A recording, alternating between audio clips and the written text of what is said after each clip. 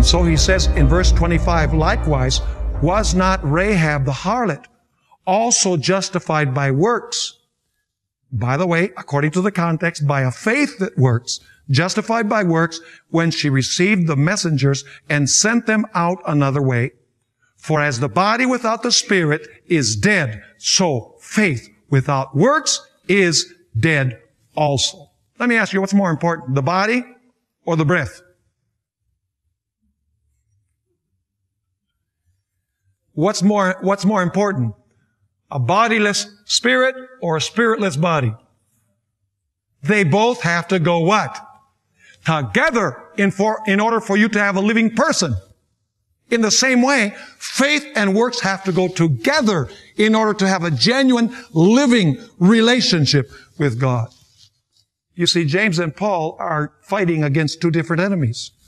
The Apostle Paul is facing the enemy who says, I'm saved by my works. Paul says, no way, you're saved by faith.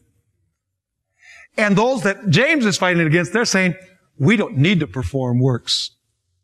And James is saying, wait a minute, if you had real faith, you would produce works. In other words, James and Paul are not fighting each other.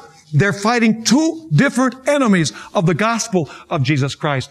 Paul is saying how you are saved, and James is telling you how a saved person lives. In other words, Paul is talking about the root of our salvation. James is talking about the fruit of our salvation. So those in Paul's day needed to hear about grace. Those in the days of James needed to hear about the law, because of the error that they were teaching at that time. You see, works for Paul and James are defined differently. See, for Paul, works of law are evil works.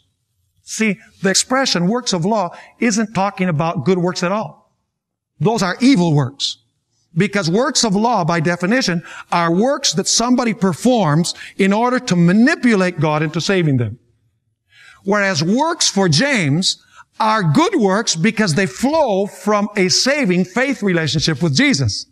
So in other words, works for Paul and James are defined differently. Works for Paul are evil because those are actions that are performed in order to earn salvation.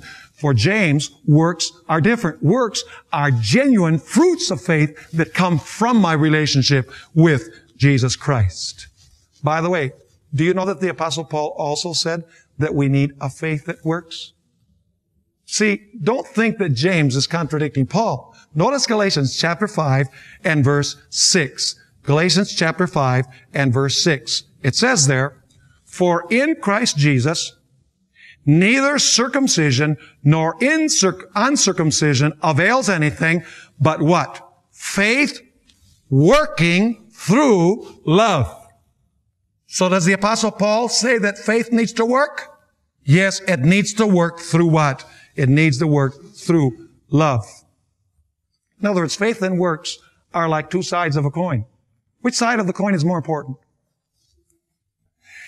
Faith and works are like two oars of a rowboat. Let me ask you, which oar is more important, the right oar or the left oar? If you use the right oar, which is the oar of works, you know, you're going to go in circles to the left. If you use the left oar, which is claiming to have faith, but you don't have any works, you're going to go to the right. In order to have a balanced, progressive Christian experience, you have to have both oars working together. Now listen up. Works are the visible manifestation of faith. Did you catch that? Works are the visible manifestation of faith. And faith is the inward motivation for works.